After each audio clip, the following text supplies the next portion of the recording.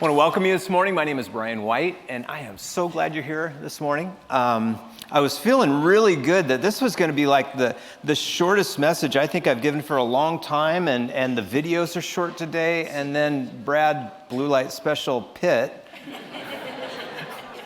was up here. That was awesome. That was awesome. It was. Really. A couple weeks ago, we announced that we were starting a new capital campaign, and we've been working on that, faith working through love. The only thing that counts is faith working through love. And we're in the midst of raising $1.5 million right now for creating a bunch of things, creating some new programs, and Jeremy talked about that. We have a lot of stuff we do in the community. Quite a few years ago, we adopted Eastgate Elementary School. We've had an after-school program there. We're going to continue our commitment to that community, but we're also moving into a couple other schools as in the next year or so, and this will provide seed money for that. We're looking at some really creative ways that we can help with underprivileged families and things like, and we'll talk about this next week, but I'm really excited about a nonprofit food cart is something we're looking at, and we'll talk about that next week. A bunch of different things, sewing programs, it's gonna be really exciting, but also there's a lot we need to do on the campus, and I have a picture of the artist renderings up here, and we actually just this last week taped off. We're going to add restrooms. We all know we need restrooms. We really need accessible restrooms here, and so the whole footprint of the front is going to change, and we'll be able to push out. We need a lot more room back there. It's just become kind of rugby after church.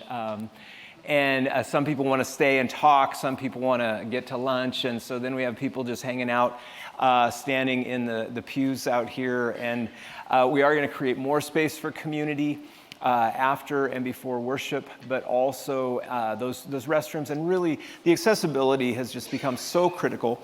This afternoon, we're gathering to celebrate the life of our founding pastor's wife, my aunt, Jane White.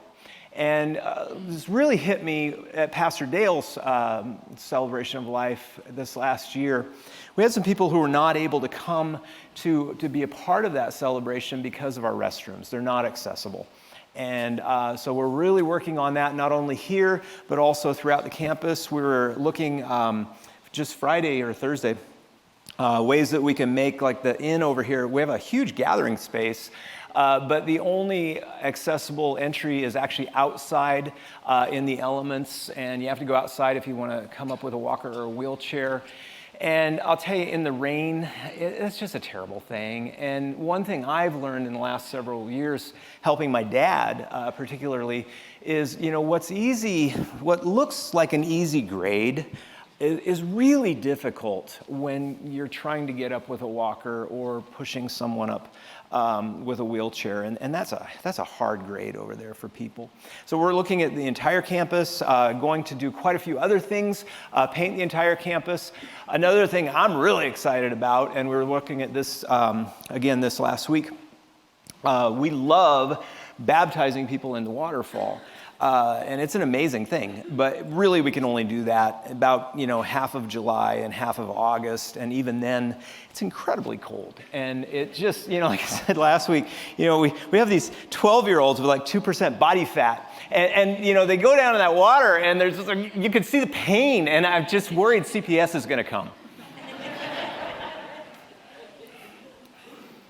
So we have a really exciting baptismal that we're going to add, and we'll continue in the summer to have it out there, but we want to be able to baptize people 12 months out of the year, and that baptism, the one in the narthex, hasn't worked for so many years, and it's just, we tried to limp it along.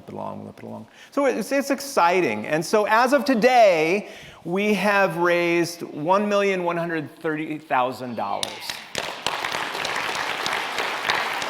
Just thank you so much for your generosity. We're halfway into, we're doing this through 6 weeks, but we just need $370,000 more. And I know you're going to come through. I absolutely know that. And God has just been so present. So many of you have just been giving sacrificially, and we appreciate it. We really do. I'm excited about what this will do for our community, not only here locally, but also our call into the world. And to be able to do, like Jeremy said, the mobile market. We started that. It's a food dispersion over in East Kennewick. Every fifth Sunday, first quarter of COVID, we started allocating 100% of our offerings to community ministries, and that's one of the ways we've funded that. And we're continuing to do that, but we want to reach more further into the community. I just asked Peggy, we've had over 50 of those mobile markets, and the amount of food that we've been able to provide to East Kennewick is just really astounding. And you're just such a giving community. And I think that whole notion of being blessed to be a blessing is alive and well here. So the pledge campaign part of the campaign is just 6 weeks, and we're halfway there. A celebration Sunday will be Mother's Day. But it is a one-year campaign. For those who would like to basically have 2 taxable years, we'll have 1 year. Some of us are, giving money up front, some pledging throughout the months, a little bit every month, and then some of us are dividing it among a couple years. And there's so many opportunities, and like I say, we're so grateful. But I didn't want to talk about money for 6 weeks in a row. And so what we're doing throughout this campaign is going through the first half a dozen chapters of the Acts of the Apostles, just from the resurrection, ascension, then Pentecost we talked about a couple weeks ago, the church was born. And we're asking, as we're looking at these first several chapters in Acts, what was the church about that Jesus initiated? What were their priorities? What were their habits? What were they known for? What are the things that they did? And then the big deal is, are those the things that we are known for? Are Jesus' priorities for his community, are those our priorities? And then finally, we're looking at how this campaign will help us to further God's call for us as a church today. And if you read the first couple of chapters of Acts, and you ask these questions, it really becomes obvious very quickly that, most of the things that happen in churches today aren't Jesus' priorities. They weren't the things that we find in the New Testament. They weren't the things that we find described, the habits, the priorities of the early church. And we want Jesus' priorities to be our priorities here. So the first week we saw when the church was born, they did what Jesus did in the Gospels. Acts is chapter 2 of Luke. Luke is chapter 1. Acts is chapter 2, written by the same author. They're supposed to be read back to back. The big picture of Acts, the biggest takeaway you should get is whatever Jesus did in the Gospels, the early church did in the Acts of the Apostles. If Jesus preached in the Gospels, then the church preaches in Acts. If Jesus heals in the Gospels, then the church heals in Acts. If Jesus did miracles, even if they raised the dead, the church did the same thing. All of the stuff. So then last week, we looked at the 4 things that the early church was known for. Acts 2:42 says, they devoted themselves to the apostles' teaching, fellowship, breaking of bread, and prayers. Those are 4 things that the church was most noted for. But the big thing was those 4 things were the center of a shared life. And that's what we're going to move into today, is look at where that passage leaves off. And we're going to see the church takes care of one another as a family. Takes care of one another. So let's start with 2:42. They devoted themselves to the apostles' teaching and fellowship, the breaking of the bread and prayers. All came upon everyone, because many wonders and signs were being done by the apostles. There again, gospel echoes of the gospel. All who believed were together, had all things in common. They would sell their possessions and goods and distribute the proceeds to all as any had need. Day by day, as they spent much time together in the temple, they broke bread at home, ate their food with glad and generous hearts, praising God and having the goodwill of all people. And day by day, the Lord added to their number those who were being saved. So the early church that Jesus birthed had all things in common. It says they sold their possessions and they distributed the proceeds to anybody who needed anything. That's a big wow. One of the biggest points in Acts is whatever Jesus did in the Gospels, the church does in Acts. So in Luke 18, this rich young ruler comes up and asks Jesus what he must do to be saved. And if you remember, they have a conversation. And Jesus basically said, well, you need to follow the commandments. And then the rich young ruler says, well, I'm already doing that. And the point of the story is the rich young ruler, he wanted Jesus to affirm and just say, okay, you're good. You're doing it all. You're in the club. Don't even worry about it. You're in. That did not happen. Instead, listen what Luke says. Jesus heard this, and he said to him, there's still one thing lacking. See that you own all that you own, sell it, and distribute the money to the poor, and you'll have treasure in heaven. Then come follow me. Similarly, in Luke 12, Jesus told his disciples to sell all their possessions and give alms. He said, make purses for yourselves that do not wear out, an unfailing treasure in heaven where no thief comes near, no moth destroys, for where your treasure is, there your heart will be also. Here's the deal. In Greek, the two verbs used for selling and distributing, giving, they're the same verbs in Acts chapter 2 here. Sell their possessions and goods and distribute the proceeds to all as any had need. What Luke is trying to do here, he wants to see connection between Jesus' teachings, what Jesus taught, and his disciples actually living it out in Acts. There's a connection. Now here's a reality check for us before we all think we're going crazy and we're going to shave our heads and be a commune. Paul's second letter to the Thessalonians tells us within a generation of the church being birthed, they had a problem. They had to deal with people who basically slacked off and they expected the church to just kind of cover everything for them and take care of them. So they stopped working. 2 Thessalonians, I think this is a reminder for us that, we're living in the promises of the future, Jesus' return, in light of past actions by Jesus, his death and resurrection. Acts 2 is a picture of what the community is supposed to be like. But we aren't there yet. And we aren't going to be there until we feasted his heavenly banquet for all eternity. Sharing possessions, selling property, I think that is an idealized picture of what Jesus' dreamed community would be for his followers. I think this is more a picture of what life will look like when Jesus returns. And we're living in Jesus' kingdom under King Jesus.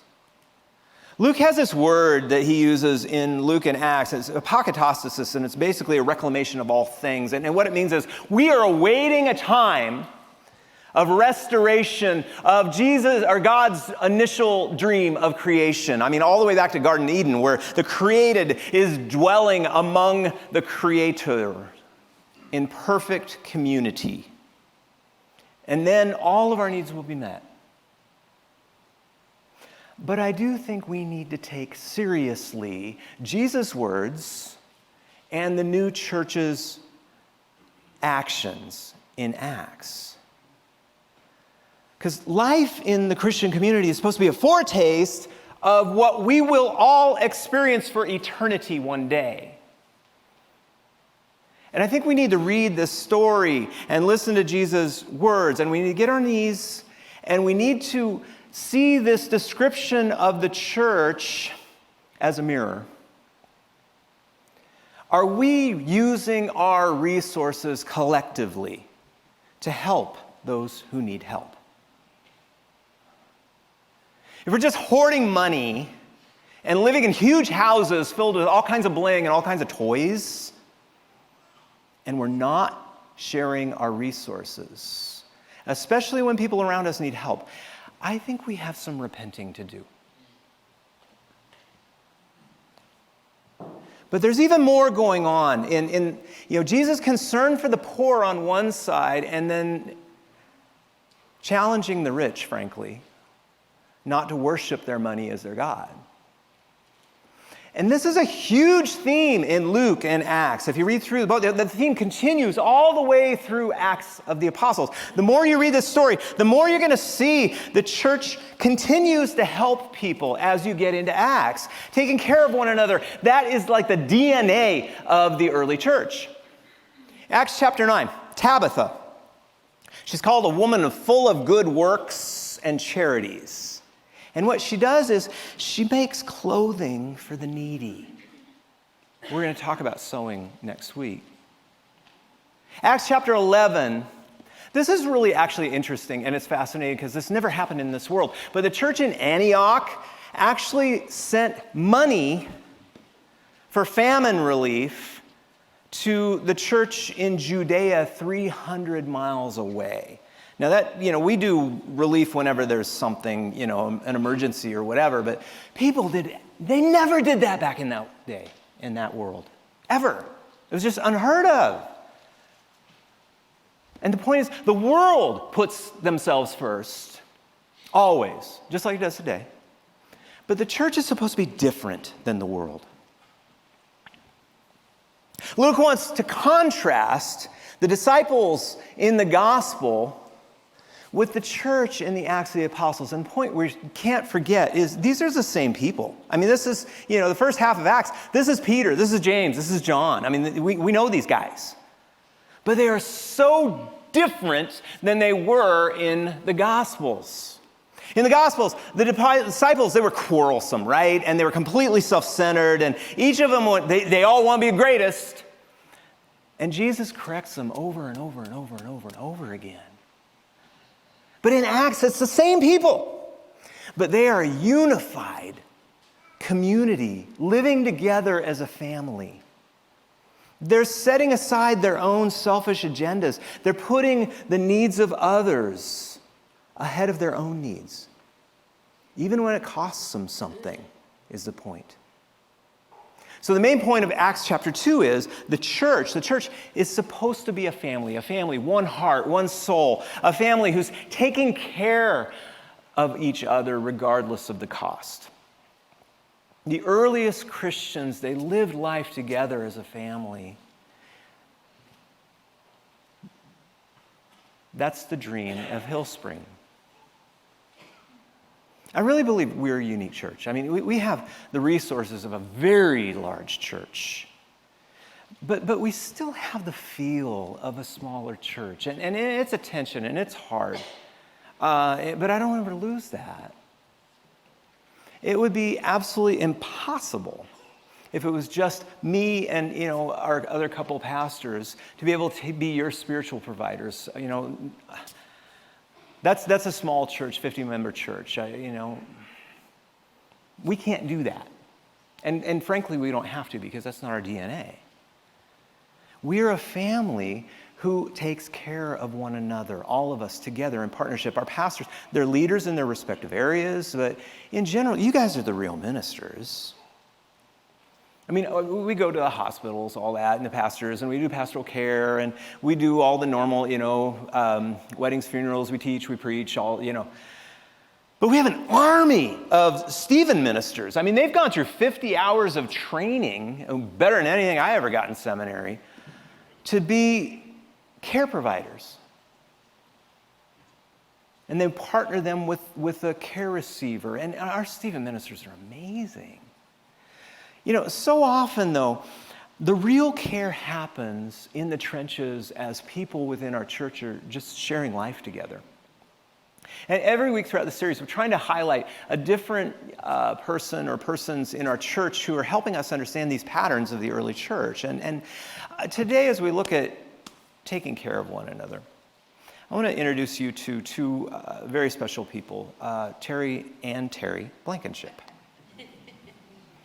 So even before I even thought about coming to this church, we came for the waterfall dedication. My uncle, our founding pastor, Pastor Dale, was retiring, And the whole community came together to celebrate that whole summer. I mean, it was a big deal. And, my wife had never been to the Tri-Cities. I grew up in Walla Walla mostly, and we'd come over when my grandparents, Floyd and Ione White, when they lived here. And, I remember coming out, and I've told you this story before, but it was before irrigation was invented in the Tri-Cities, apparently. So I just remember the Tri-Cities. When I was coming out of grad school, and we could be placed in any church in Washington or northern Idaho, and the only place we prayed was, God, just don't send us to Tri-Cities. I mean, it was like a barren wasteland. You'd open up Grandpa's backyard, and I swear you could see all the way to Southern California. It was just, and there was always those, anyway. And so Tammy had never, ever been to the Tri-Cities, and Uncle Dale was going to retire, and so we were like, well, we're probably not going to have the opportunity to go. And, she'd heard all her life, or all our marriage, the Tri-Cities was the armpit of the world. And so, we came out, and frankly, Pastor Dale, my uncle, set us up. He had us down at the waterfront at the Marriott, and, there was a lot behind that. But I remember we got to, but we were living in Vancouver at the time, and we got about halfway back there, Hood River or so, and both, I don't know which one of us said it, but we were both like, that really wasn't that bad. But the bigger thing was, the people were really nice. And so, and I really remember that. And so we came back, there again, my uncle, Pastor Dale, called me, and he said, I need your help. I know you're not looking for a church, but we've had 500 applicants for my job, and not one of them we feel is called to be a pastor here. And so he said, obviously we're going down the wrong road. Can you just come and preach and meet the church, and at least you'll give us a different example of pastor than we're finding. And so we were like, okay, yeah. And so he did something else that night. And it was the first time Tammy and I really spent any time with anybody outside of family at this church. And so we had dinner with Terry and Chris Blankenship and Doug and Terry Dahl. First family we ever had. And we spent time, and if you know Terry, she actually just came out and said, why don't you take this job, or something like that. It's her personality. It's true, right? And Terry, he was actually the chair of the transition team at the time. But anyway, so it was a wonderful time, wonderful dinner, and we just remembered, as we drove back home, we just, loved the people we met, and it was an amazing thing. Flash forward a couple years, and I'm here, and Doug passes away from cancer. And then not long after, Chris passed away from cancer. And as a pastor, I journeyed with both of those families through the illness a lot. And I remember Kathy Harp's over here, and her husband, Mark, within just months, it seems like, was in the same exact room as Doug Dahl was over in hospice. There's so many people like, I just love our church. But, I was honored to celebrate both of their celebration of life services. And afterwards, actually, after Terry's, a bunch of us, our guys, about half a dozen guys, we went down to Sia Cortez, and we had this kayak trip. It was like 9 days. That was really kind of an amazing experience together. I was part of the pastoral team, but it was really, my point is, their small group who walked through the trenches with both Terry and Terry, like they had so many times before, and especially our executive pastor, Pastor Peggy and Daryl Zumhoff. And I want you to hear the story in their words. Now, I've been through a lot in my life. I've had a miscarriage, I've got a son that went through a divorce. My daughter was widowed when she was 29 years old, and she had a 5-year-old and a 6-week-old. The biggest season change in my life was losing Doug, my first husband. Just different changes come about just because of age, health changes. I've been through lots of health changes, and they just, it's just part of being alive, I guess. But I love being in this church because this is my church family. I'm closer to the people in this church than I am to my own family. Just having the support of people in the church, and mostly through my small groups. Those are the people that I turn to. Those are the people that I support, and they support me if I'm in the hospital, which I've been in the hospital a lot lately. They're there. When I did get widowed and I was ready to start dating again, I made a list of 10 things, and the first one was that there had to be somebody in this church. My first wife, Chris, and I went to church here about 10 years, and then she passed away. We'd been married 42 years, and Terry had been married 41 to Doug. And Doug passed away about a year before Chris did. And the church surrounded both Chris and I with love. And we were in a small group. In fact, we ran a small group at the time. And so the people in the small group really rallied around us. And especially me, after she passed away, I just felt the warmth here. This is the one place where I could come and just felt like everything would be okay. And it's interesting, Terry talked about small groups, and that we kind of met that way because after Chris passed away, Terry was in my small group, and so she even helped out a little bit. Offered to be his co-host. Offered to be the co-host. We'd been, double dating a little bit with Daryl and Peggy, and I don't even remember when it was or where it was. It wasn't a voice, but it was loud and clear, and it said, "You need to take care of this woman." And I thought, who would say you take care of this woman? That's not even something I would say. And so I realized right away it was God telling me that. It was just so few words, but meant so much.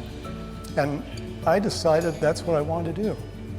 And so ever since then, the love for her just kind of grew in me. It was just a warmth that I don't know where it came from, but it was unreal. And so I have been taking care of her ever since. But the interesting thing is, God didn't put me on a one-way street.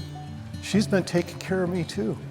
And so it just, from then on, it just means everything to us. And we will stick with a small group forever because the friends that we make there are our best friends.